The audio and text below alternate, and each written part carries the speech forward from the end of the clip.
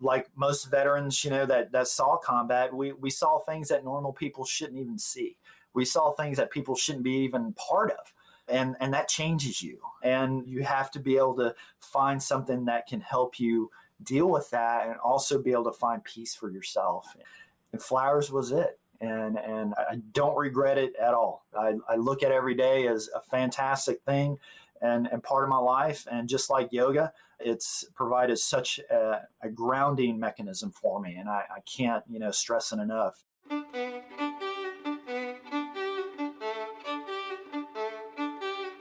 Hi, I'm Derek Mills. Welcome to the Glow Podcast. Glow members who are either in the military, first responders, or in various healthcare roles often write to us to share how Glow helps them support their resilience and cope with incredibly demanding work experiences. So we wanted to start a series of interviews to learn more about these heroic people and their healing strategies, those putting their lives at risk to serve others. My conversation with Charley Jordan is the first in this series. I met Charley first in some photographs by Robert Sturman. Robert, an internationally celebrated artist who has done an interview with me for an earlier podcast episode, created some memorable images of Charley in yoga poses while wearing a kilt, military flight gear, and combat boots. There's another great one of Charley doing tree pose on top of a hay bale with a Texas longhorn next to him. These photos, and we'll add links to them in the show notes, capture a sense of the life distance Charley has already covered. He's a veteran with more than 28 years in the U.S. Army, a former special operations aviator with multiple tours in Afghanistan and Iraq. During his journey as a soldier, Charley discovered yoga and breath work. He shares how these practices have changed his life and, like he says, very likely saved his life after his years in the military. Today, he's a college professor and a flower farmer, the owner of Jordan Flower Farms in Tennessee. He wrote a caption on an Instagram post to one of the photographs Robert made of him. In it, he refers to how his farm is his studio and the pasture his mat, that these are places he finds true peace, love, and light. We find out what that means to him, and we also discuss horticulture therapy, the ways yoga and connecting with the earth have changed him, and we learn about an organization for veterans called Connected Warriors. If you're a veteran, we put a link to Connected Warriors in our show notes. I hope you enjoy my conversation with Charley Jordan.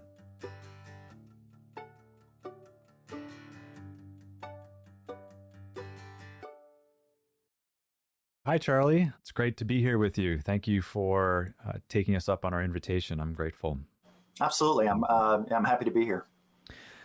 So, as I mentioned in our introduction, you were in the U.S. Army for 28 and a half years. I'm grateful for your service to our country. Thank you. I'm hoping that you'll share whatever it is that you want to share with us from that period of your life. Before we navigate our way to that point in our conversation, I want to say, and I was mentioning this to our producer before you popped in, as I was prepping for our conversation, I was reading and taking in your website and your Instagram feed, and I noticed as I was doing so, I started to feel more grounded and more relaxed, seeing you smiling with flowers, taking care of them, experimenting with them, lying down with and resting your head on one of your cows. I think it was Zippy, if I remember correctly. Yeah. You speaking with your animal friends, you in yoga poses with animals around you, your beautiful bouquets of flowers, your combination of flowers, you receiving awards, your sweet service dog, Dagger. I think that's it. That's correct. Some of your successes and certifications that you're sharing. Like, I could go on, and hopefully we'll get into some of that as well. But sure. I think a good starting point would be how it is that we came to be here together. We learned about you through our mutual friend, Robert Sturman.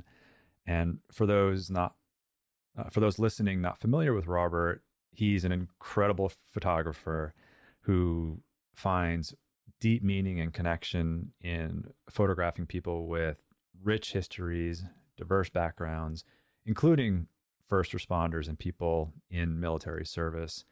And his photos are so beautiful and powerful. And I encourage our listeners to check out his work.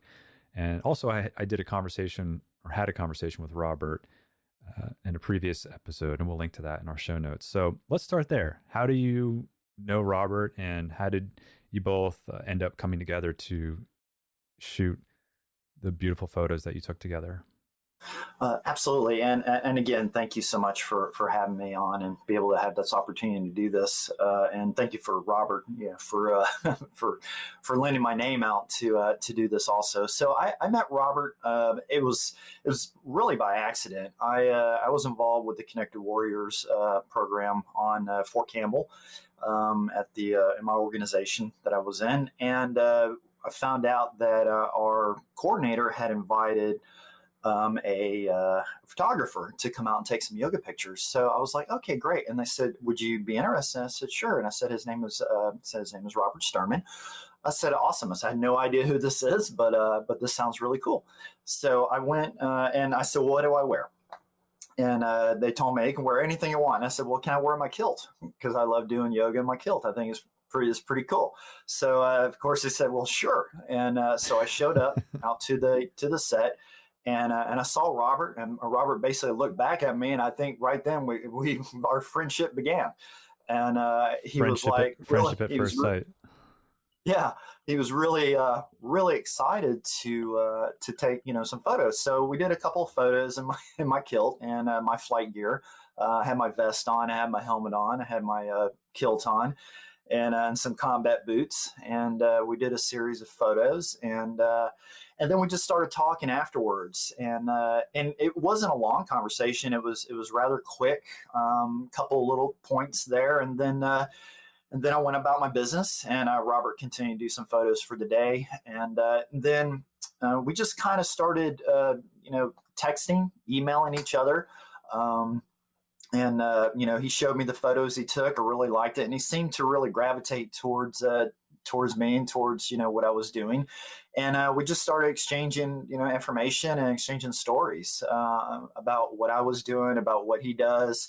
I just found him to be a very fascinating guy, and from now an absolute great friend that I'm so glad that I met. And we met up again at a Asheville Yoga Festival not too long after that, a couple months after, and we did a few more photos. I attended a couple of his sessions that he was given at the festival, and our friendship just grew.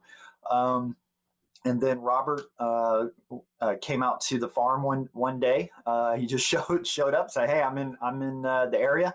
I'm traveling from Memphis and seeing if you're available." I said, "Heck yeah, I'm always available, to talk to you." So he came over to the farm, got to experience the farm firsthand. We took some great photos, and our friendship just seems to constantly grow. And it's great because he's one of those friends that I don't have to. It's like I don't have to constantly talk to him every single day. Mm-hmm. We may talk maybe once a month, maybe once every 2 months, but every time that we talk, it's like we haven't missed a beat. And that's what I find so magical about our friendship. And for him as a person, I think our personalities just click together. I find us both to be very caring, big-hearted people who really, who want to reach out to the world and share what we have. And I'm so glad that I did meet him. Yeah, I love that about Robert too. I'm the same. I tend to remain friends with people with whom I don't have to keep in touch with them right regular basis. Right. And that exactly, we're so far apart. He's California, I'm Tennessee, but it's great. And I hope one day that I can actually get out to his place out in California, hopefully soon. Nice. I was wondering, you mentioned the photo of you with your helmet on wearing the kilt. I was wondering how that photo came to be. So yeah, it was, I've always been kind of outside the box kind of guy and doing stuff a little differently. So I just saw that as a great opportunity, and nobody told me no. So I went for it. Yeah. So Robert encouraged me the whole time. So I loved it. I like it. And then the second time you guys came together, is that the one where you shot the photo of you on a hay bale in tree pose with your cattle Yes, around you. yes. And I don't think we really planned to do any photos when he came out. He just, he just wanted to come out and visit, and he mentioned, hey, you want to do some photos? I said, yeah, I got some. We can go out to my cattle pasture, and then we can go over to a little bed and breakfast that's down the road, and we can take some photos. And he was all for it, and and that's how those photos came to be. And a lot of those were just off the cuff. Whoever thought about staying on top of a hay bale and some overalls doing a tree pose with the Texas Longhorn next to you? It's really kind of it's not an everyday thing that you'd see, but that was part of my life, and I wanted to definitely include it. Yeah, the photo that I'm referring to, we'll put the link to that in our show notes as well. I don't know if it was the first time you posted it, but the one that I saw was posted July 1st, 2019. And you had a beautiful caption. Do you mind if I read that caption? Sure. Because absolutely. I think that will lead us then to how you first experienced yoga and the work that you're doing now. Yeah, absolutely. So you wrote, quite vulnerably, you wrote, one of the most difficult things for me to do is to look at a person in the eyes. I've chalked it up to either shyness or the thought that the said person may see a struggle that is getting harder to get past. I honestly thought that my transition out of the military into a new chapter would go much smoother. I never would have imagined the huge roadblocks that have been thrown into my path. Memories and thoughts that I suppressed for so long are now making themselves known again. I lean on my farmer and yogi ways more and more every day. My farm is my studio, and the pasture is my mat. This is the only place where I can find true peace, love, and light. Charley Jordan. That's correct. So how did you come to experience the farm as your studio and the pasture as your mat? It's actually a long story. It's a story that started in my childhood. We can get into things that have shaped me throughout my life, and definitely my childhood. As anybody usually would shape who they are. I grew up in a military family, and I've never known not to have, as I say it, a green ID card. I've been always in the military in some shape or form before I actually joined the Army myself, and I had the opportunity to live in South Dakota, Sioux Falls, for a few years back in the early 80s. And my grandfather was an Army recruiter and got stationed there. And this is coming from Florida, where I was living at the time. And I got to experience things that I probably would have never experienced had I not went to South Dakota. And a lot that had to do with agriculture. Some reason it just captured my imagination and just captured everything about me. I had friends that I went to school with. I vividly remember, I was like 10 or 11 years old, but they were farm kids. I had friends who were Sioux Indians who actually had lived in the community and went to school with me, and some of them were my best friends. And on the weekends, I had the opportunity to go out and experience the farm with them and to see this world. And it was a mixture of, I remember I got to go on a cattle farm. I got to experience a regular kind of row cropping type farm.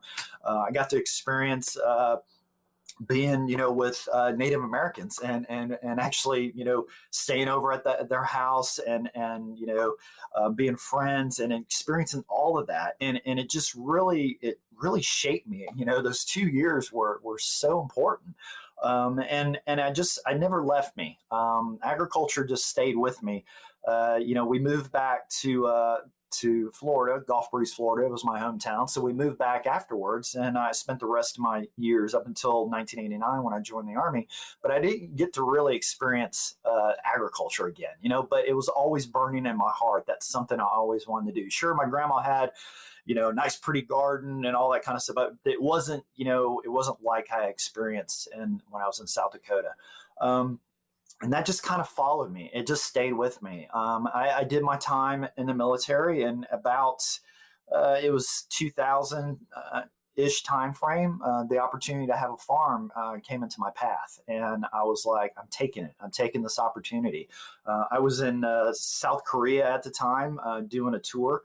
And while I was there, I got to experience a little agricultural immersion there also, when rice paddies, and I volunteered to help out in the local economy. So the time came for me to have my own farm, so I purchased it in 2001, and everything has been fantastic since. It's been wonderful. My farm has gone through so many different changes. Livestock. Regular flowers or regular vegetables. Now I'm into flowers, and that transition that I went through and all those years up until today in my agricultural world, it really has helped to ground me and helped to find peace for me.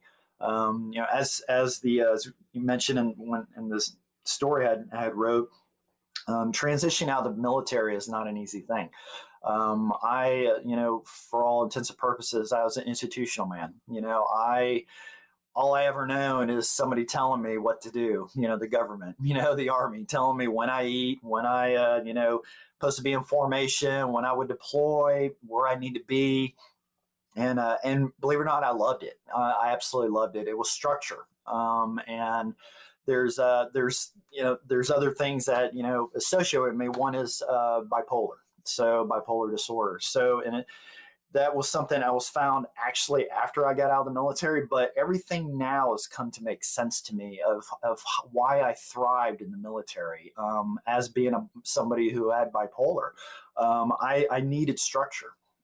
I needed good, strong leadership in my life. I needed to where, I could, have my purpose and what I was going to do for that day. And that's how I lived my life for the next 28 and a half years. And once I got out, the transition from military to civilian is something they kind of delve in, I should say, a little bit in the Army, military. They give you a little bit of transition out of the Army, some stuff you can do, classes. It's more or less a transition assistance program, but it don't really prepare you for the real world in which you're entering. And you no longer have that structure. All that's gone.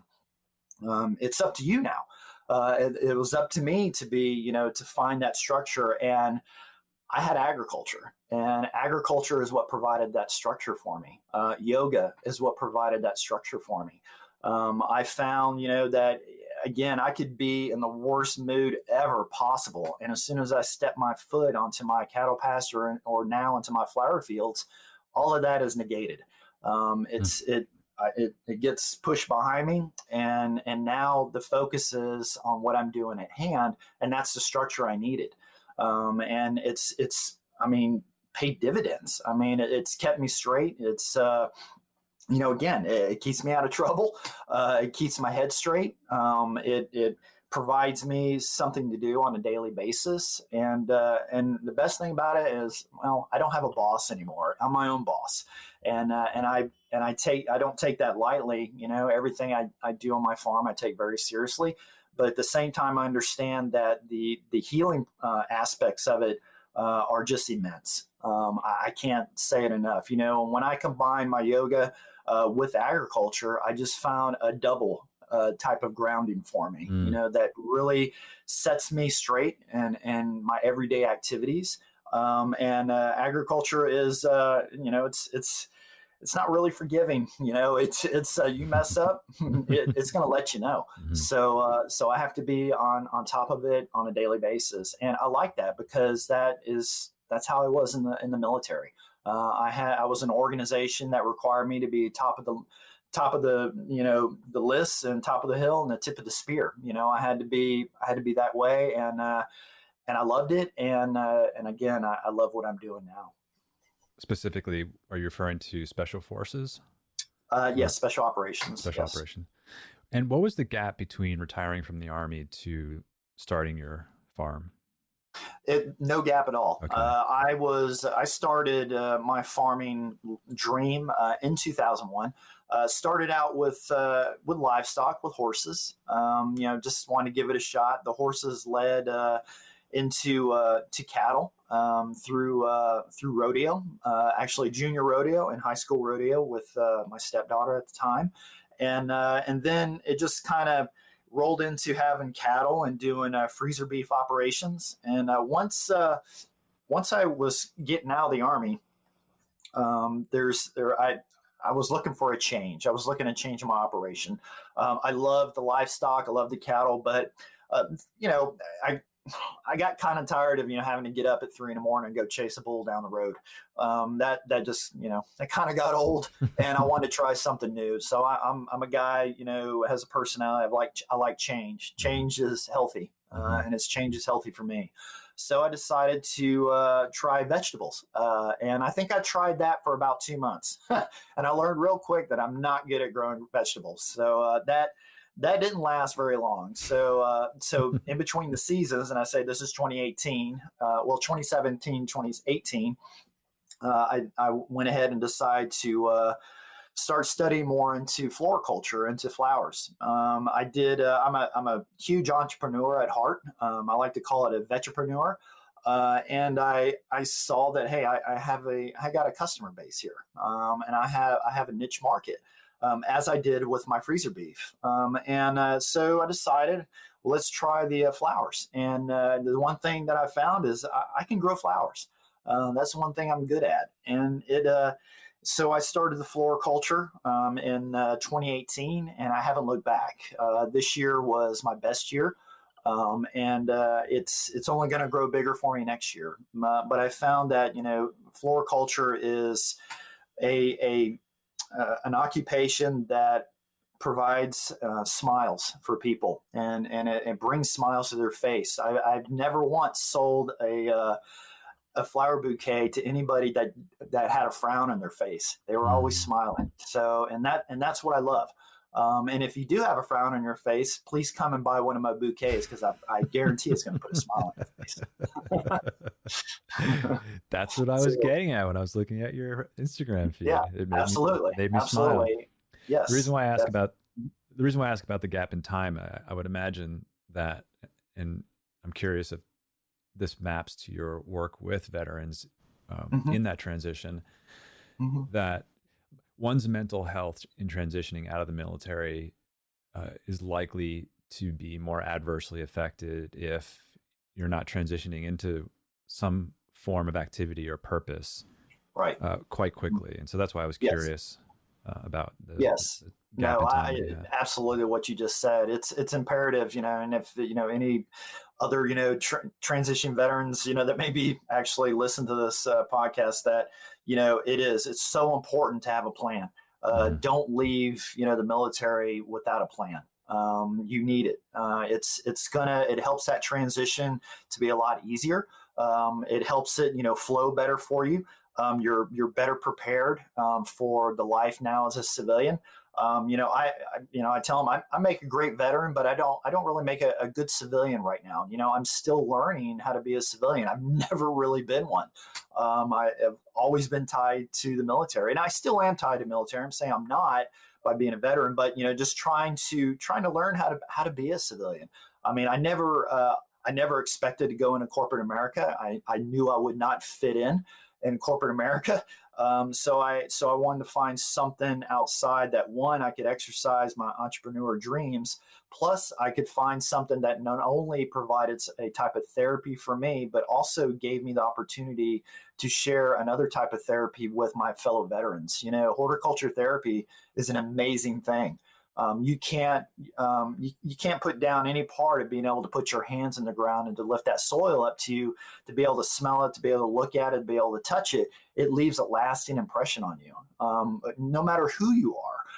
When you plant your first seed in the ground and you let that seed come to full term and then it blooms through either vegetable or flower form, it's an amazing feeling, that you did that that was an accomplishment that you did. And it's not to be taken lightly. Not everybody has a green thumb. Some of them have a black thumb that just, completely kills everything they plant.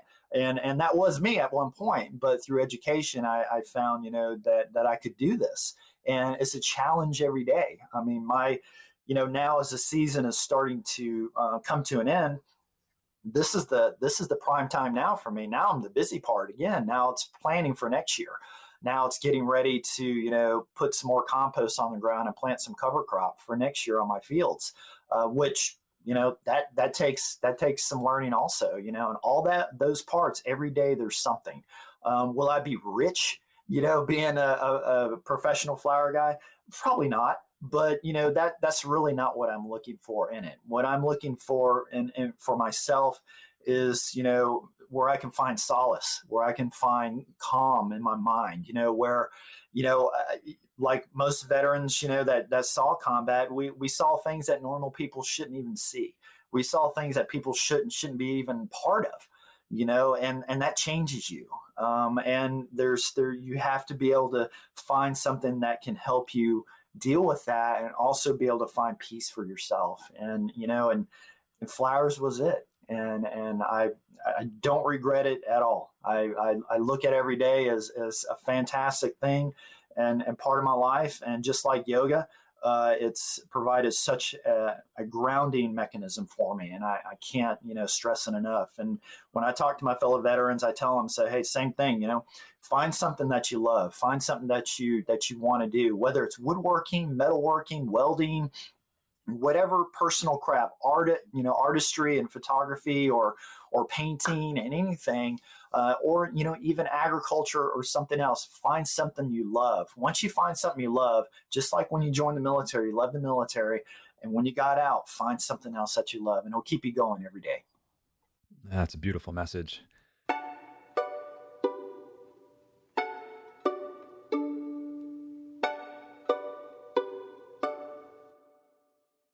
I'm a really big open book. I freely tell everybody, that I do suffer from mental illness, and it's part of me. I don't go to hide it. It's part of breaking the stigma. That is the worst thing that we have right now in mental health is the stigma, of especially in the military. I'm, too big and bad. I'm a big special operations guy. I can't go and get help. Bull crap. I flew into, death's path, path many a nights in Afghanistan and Iraq. I not once felt bad about going and seeking treatment. And I still, I don't to this day. And I freely admit, that, hey, I deal with it every day. And I just, always want to reach out to other veterans and other people too, to say, hey, look, there's no shame in the game, man. Go and get help.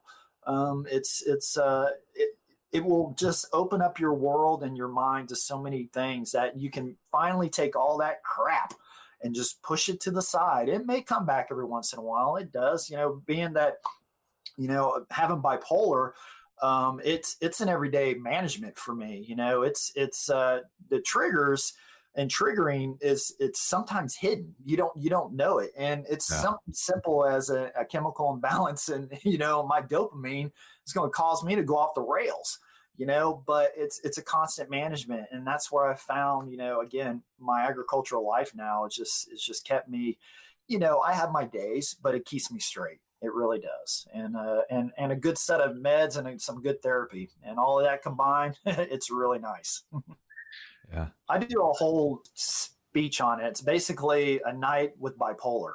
And it's basically an explanation of, look, I had no idea that this is what I had. I didn't know until I was 48 years old. It was, an eye opener for me, and don't know if it was triggered, after my time in the Army. And when I got out, it just finally manifested itself. But, the Army, the military in itself provided, basically my left and right limits. So I found that through my own research and looking back in my past that I was in a manic state for 28 and a half years. The military loved for me to be in a manic state That's Right. when I accomplished the mission. Right. You couldn't, give me a mission without me, wanting to succeed and knock it out, because it was a challenge.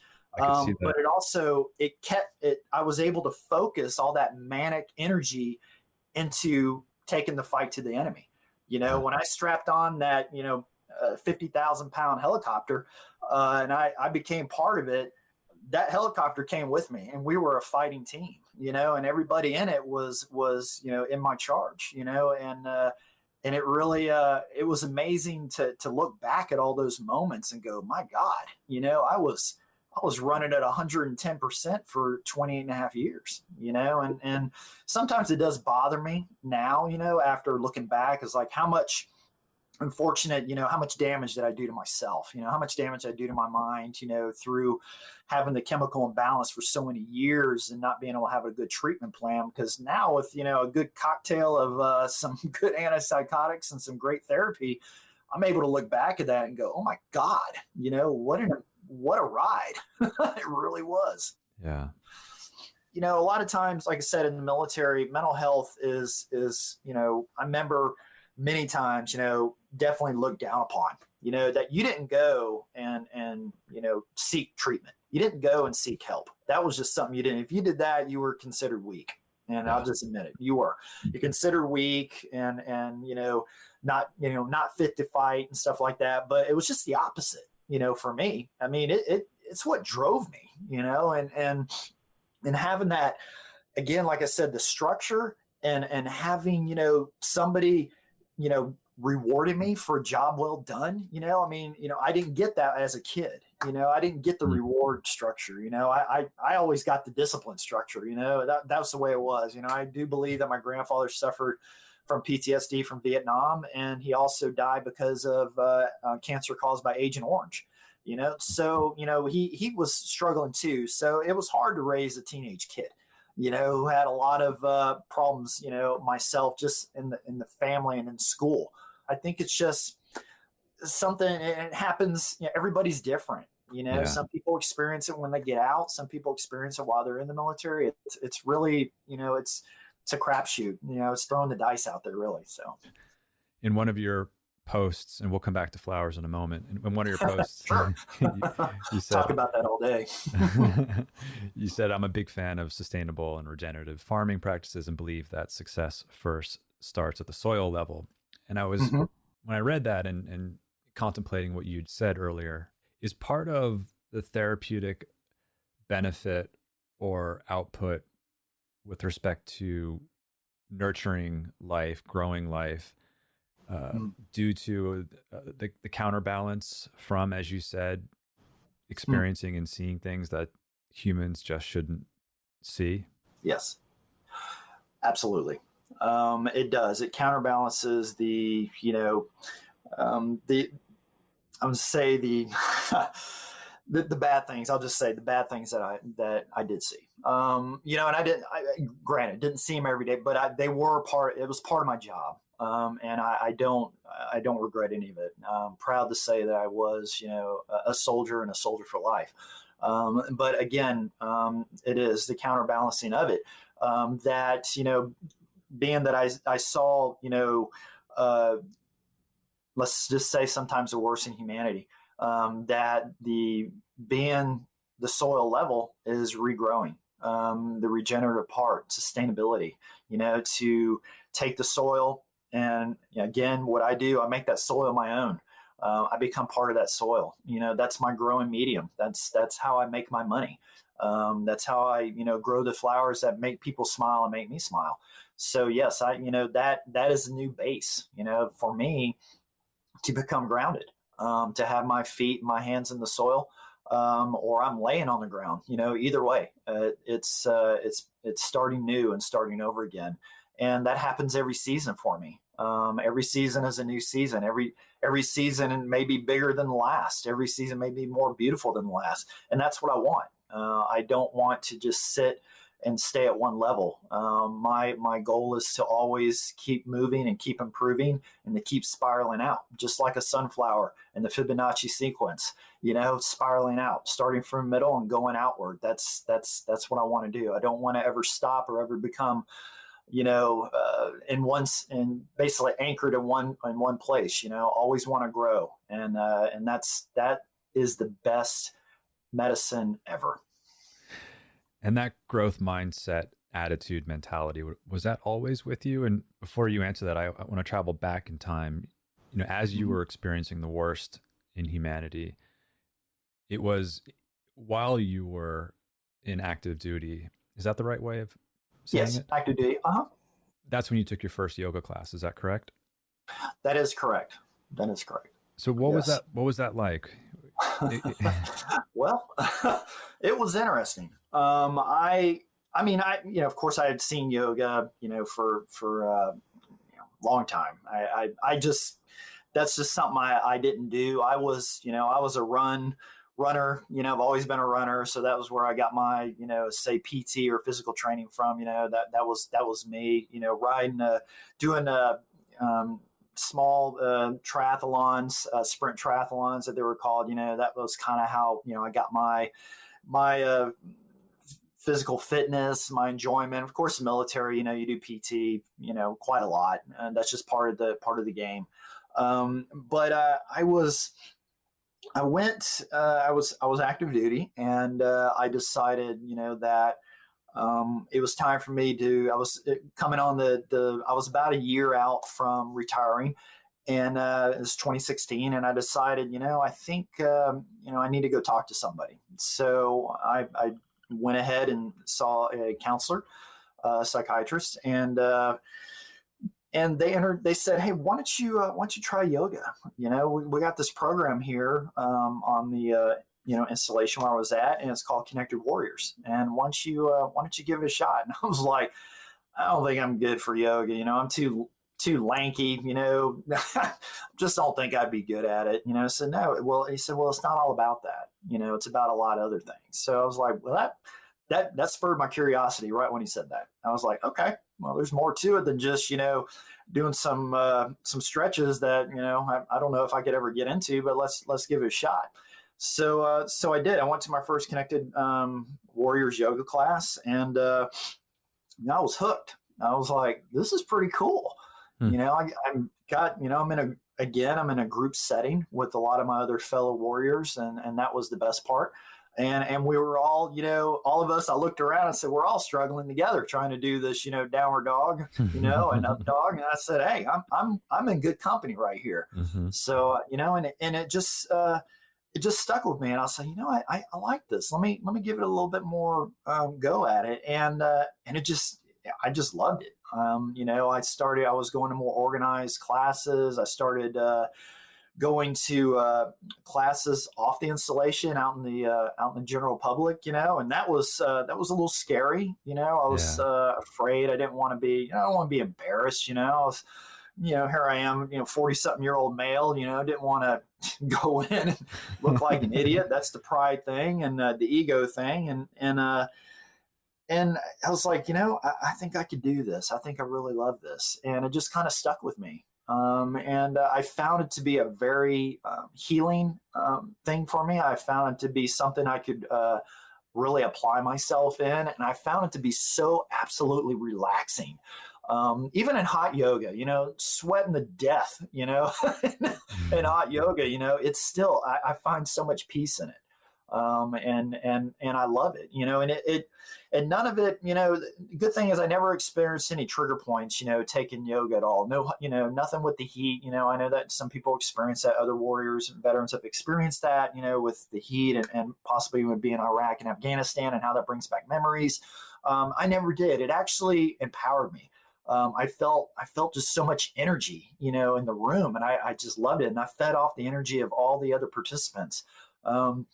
And then I started, transitioning into my own practice, because I thought I felt like I had enough discipline that I could finally do it. And having, having to deal with bipolar and a little bit of the ADHD, it's not easy being your own disciplined person. Mm-hmm. It takes a lot.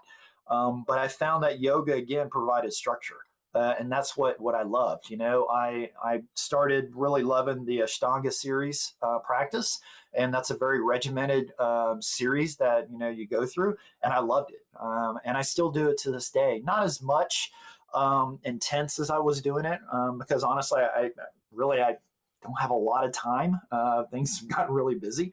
But whenever, I at least try to practice at least 2 to 3 times a week. And it may be just general practice, or it might be an Ashtanga practice, or it might just be me sitting cross-legged out in my greenhouse, listening to the birds and listening to my bees, and all the pollinators. And I find that to be some of the best practices ever. That's beautiful. You may have already answered this, but you said after that first class or during that first class, you were hooked. Was there something in particular that came up for you?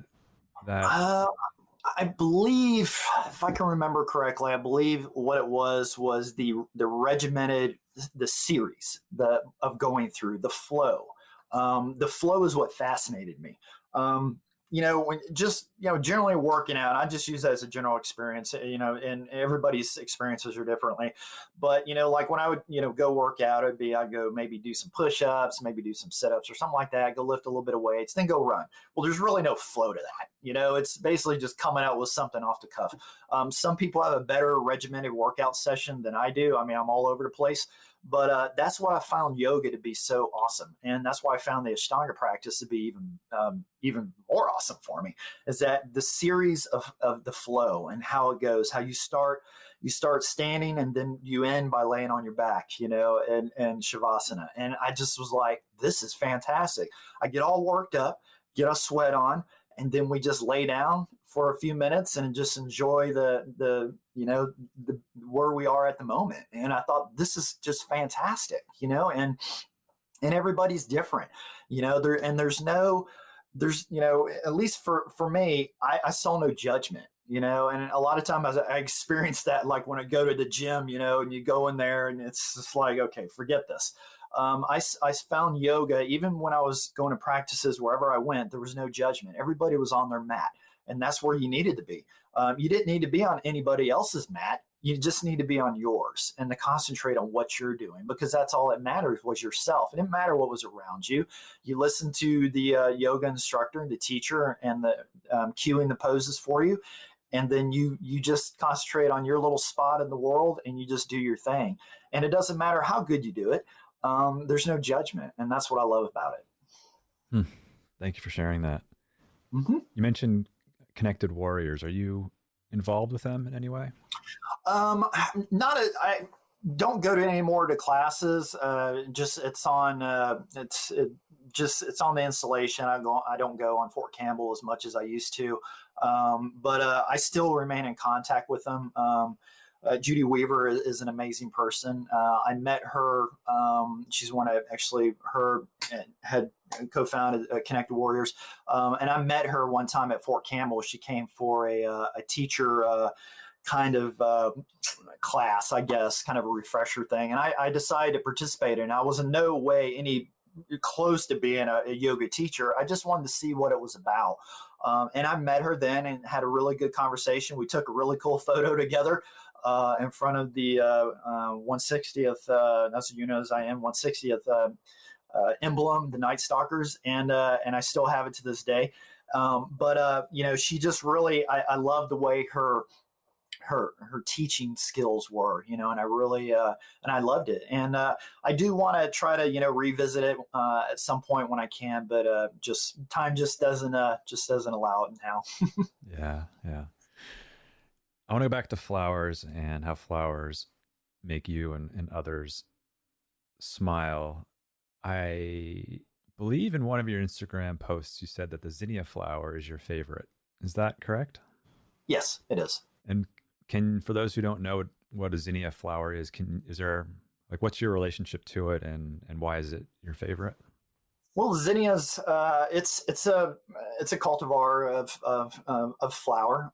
There's several. I mean, I could sit here all day and probably give you every type of different, cultivar of a zinnia that exists.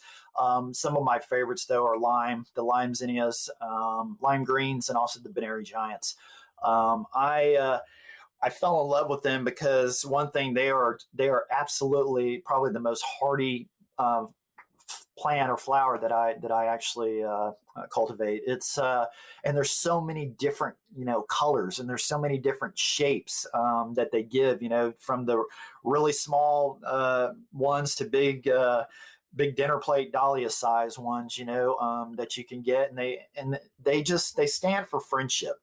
That's what zinnias are, and when I give them out in my bouquets, it's extending my hand in friendship is the way I see it.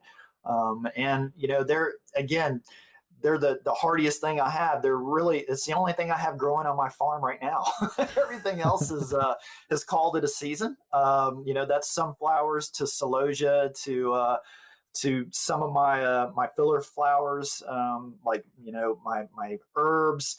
That's the only flower that survived right now. It's the only one, and it will be with me until the first frost sometime in October or November, depending on how it's going to go this year.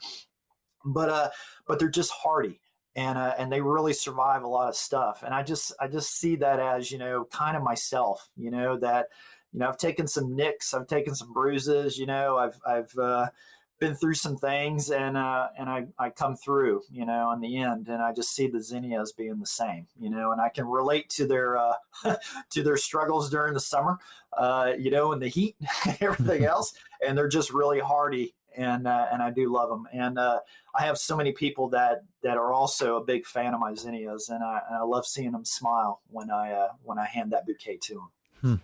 It's fascinating. It's as if they're a metaphor of you and how you view life, and how you not only welcome change, but right. you want change. Change Absolutely. is instead of practices that are maybe designed to stop change or numb change.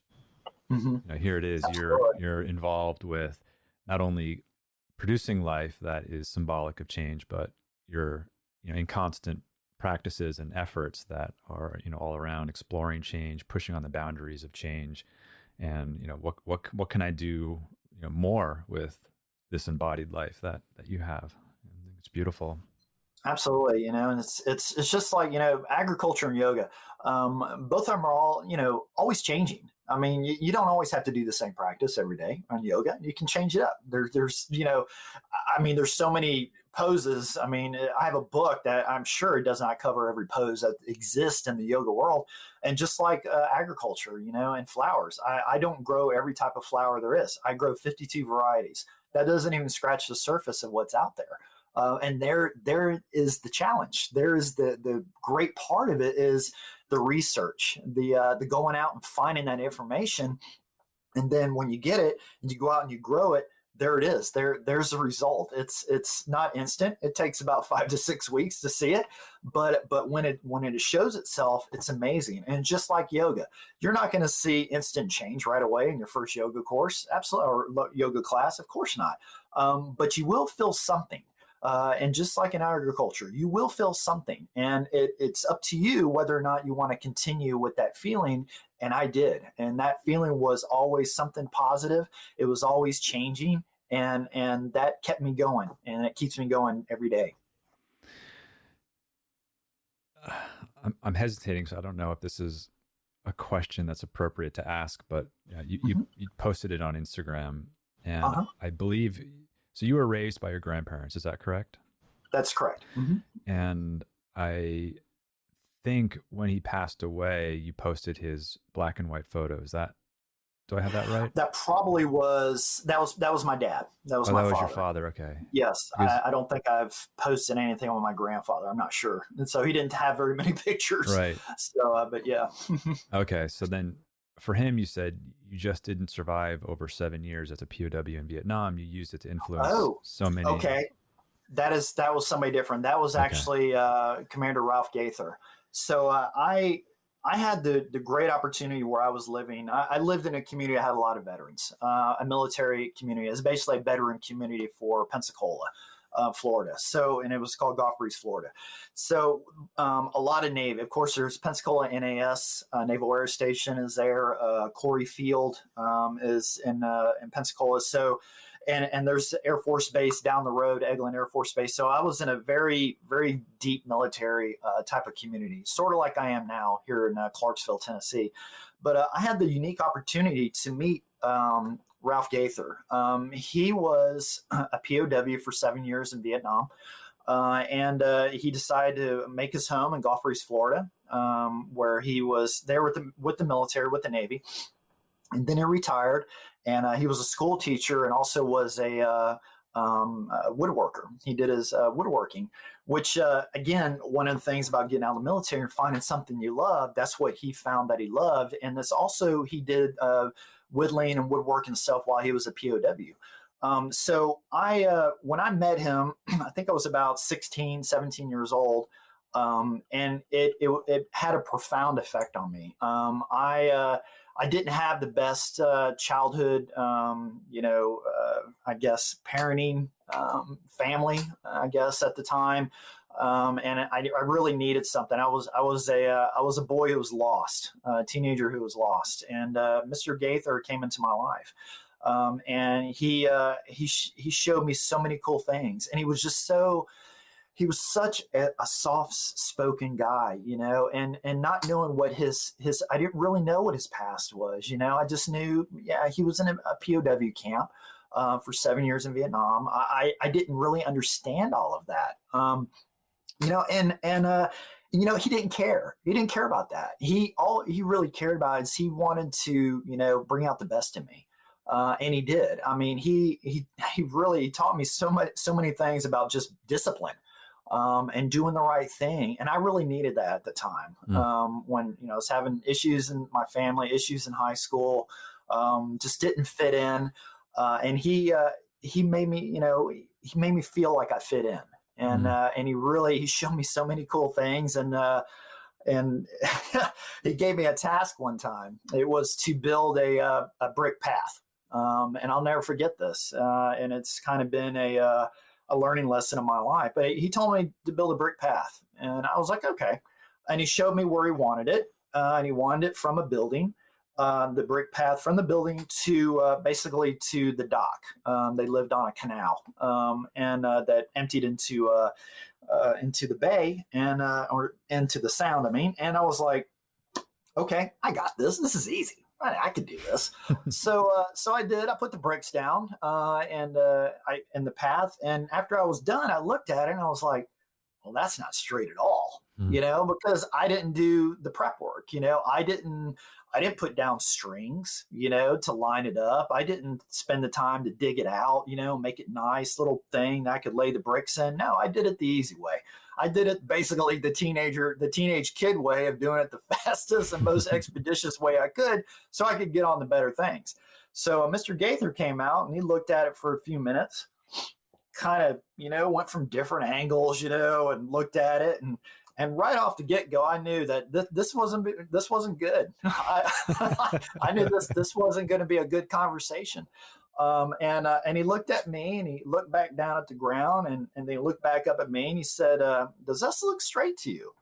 And I said, well, no, it doesn't. It really doesn't. He said, well, why did you continue to go through it? And I was like, well, you told me you wanted it done, so I did it, and I got it done. He's like, well, did I tell you how fast to do it and when to get it done? I was like, no, you didn't. He's like, okay, well, therein lies the secret to this. I said, you should have took your time. You should have, put the prep work down and lined it up with strings. And I was like, I don't know how to do that. And he's like, well, we'll show you. And immediately he gives me a class on how to put down a perfectly straight path, and from right there, I learned a valuable lesson right at that point. And it was one is, take your darn time.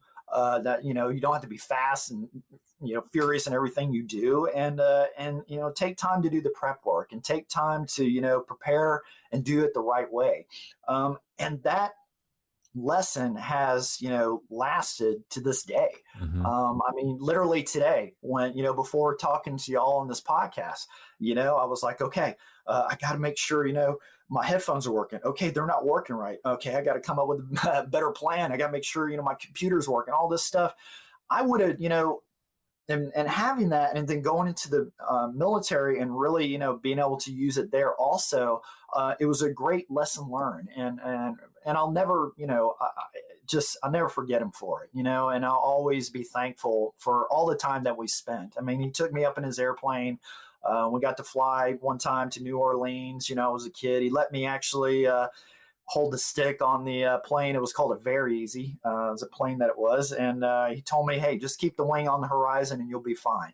And I was okay, that's awesome. And that's where aviation, started, being an interest for me.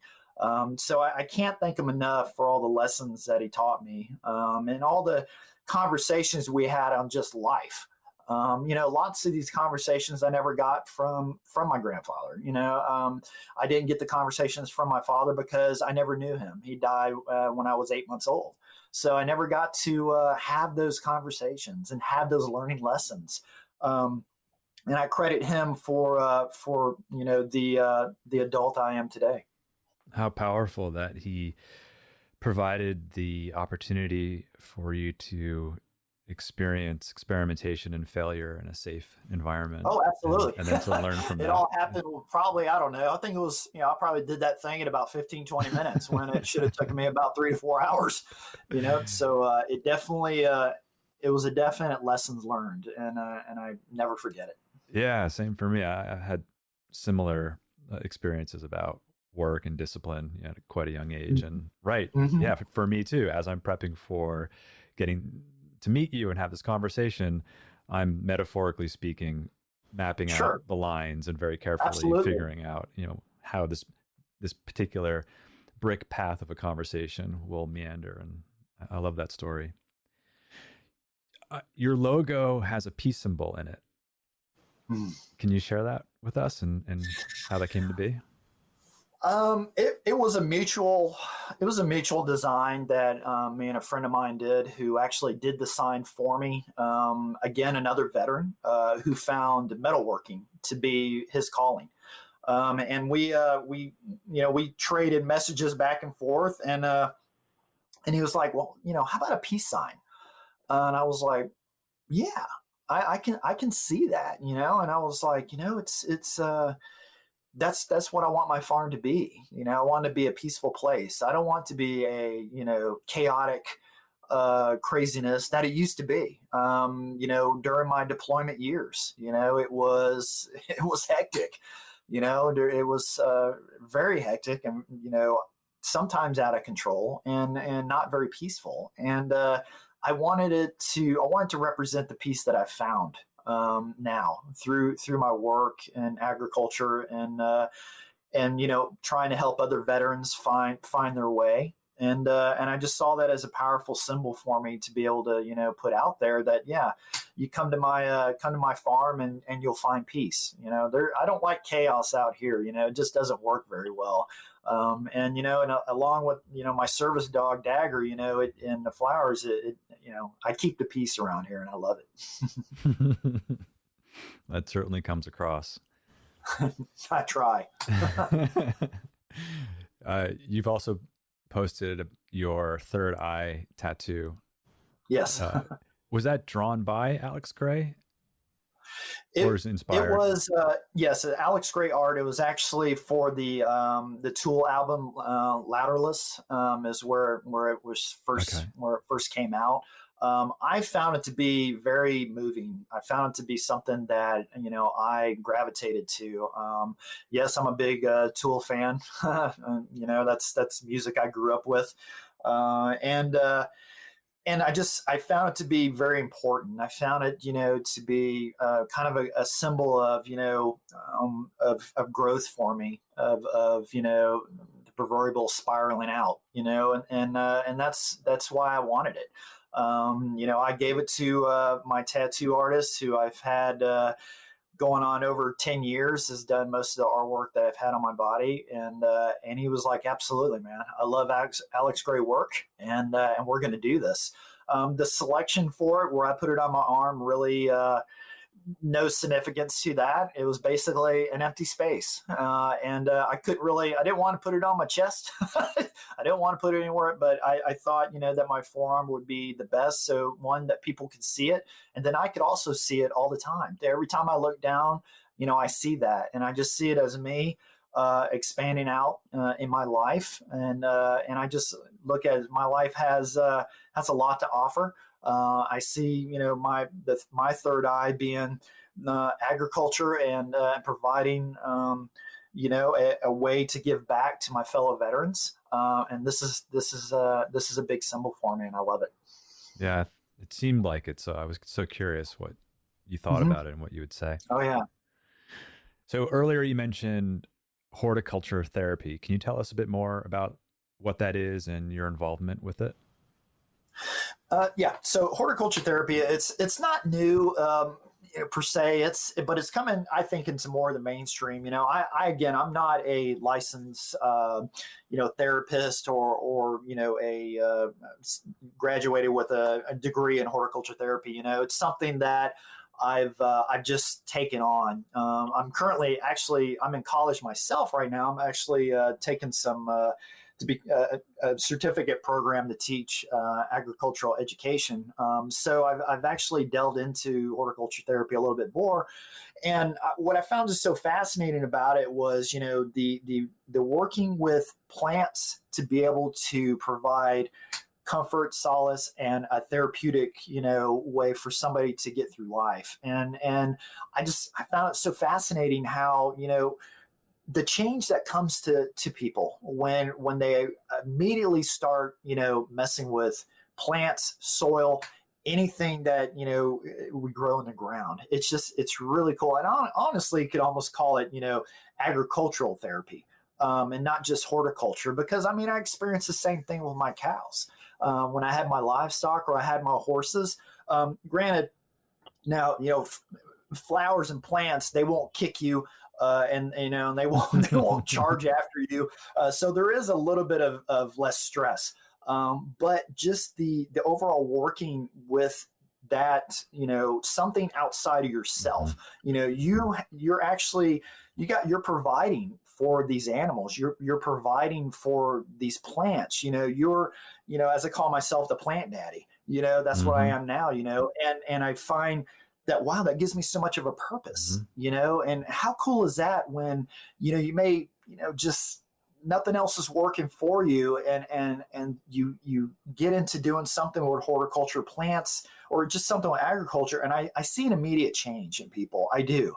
I see how this overwhelming calmness just comes to them, and I've seen it firsthand out at my place when I have people come out for photo sessions, when I do agritourism events on my farm. And when they come out, I see an immediate change. Once they walk out into one of the flower rows and they start touching it, and I'll just watch them.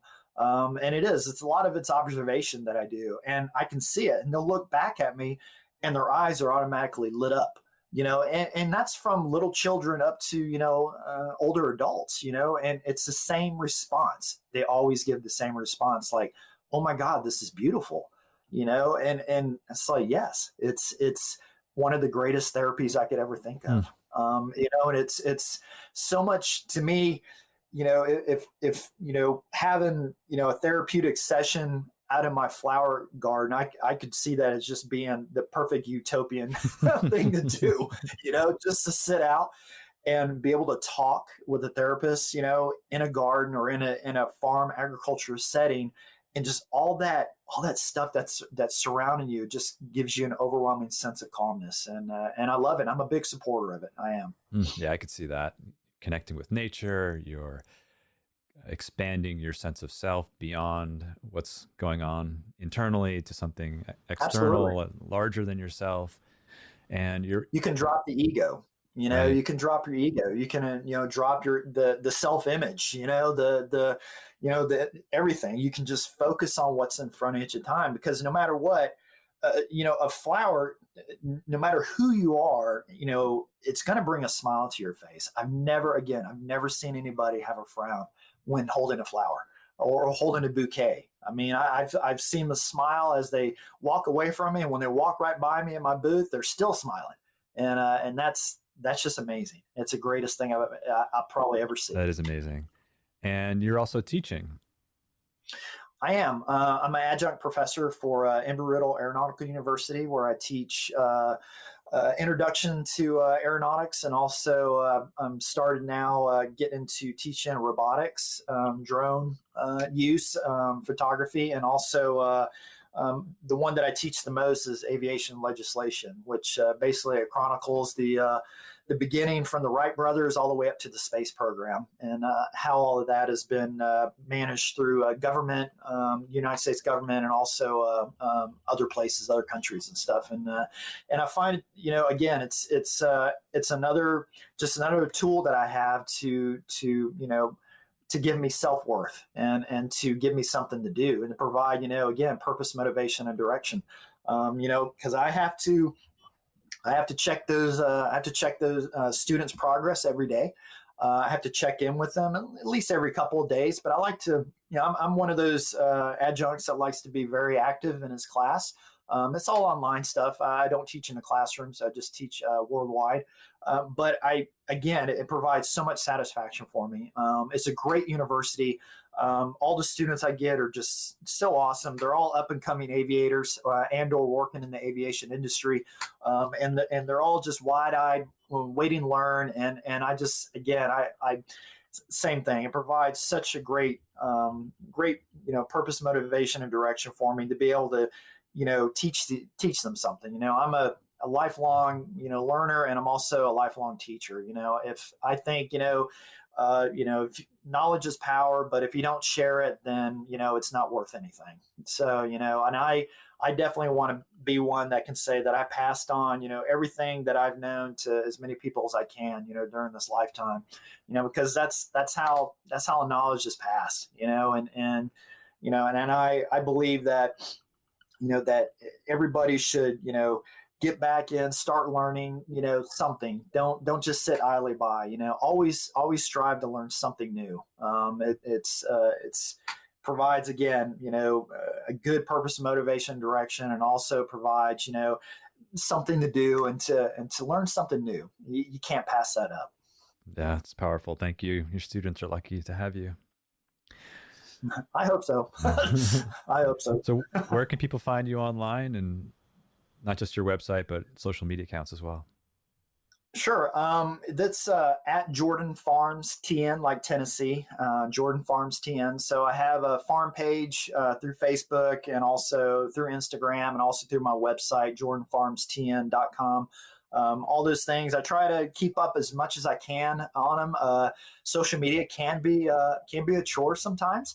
But also it's very important to me because that's how I want, people to know, hey, here's my message, here's my farm. And also, to basically, vicariously enjoy the farm through social media with me. And if you're out close by and you want to, come visit and see what I do, I'm always available for farm visits and to come learn something new.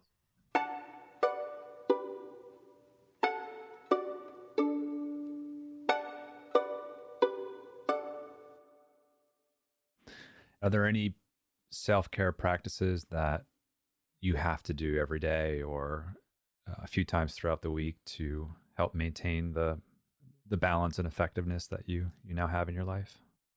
Yes, I have to get out and I have to smell the air. I have to get out and experience the fresh air. I have to get out and I have to put my bare feet on the ground. It doesn't matter if it's winter. I go outside my bare feet. Well, I have my boots on or something. I go out in my greenhouse, or it's not too dang cold, and I'll take my boots off, take my my farm wear of choice or Crocs. So I'll take off the Crocs, put my feet in the ground, and that's what I need.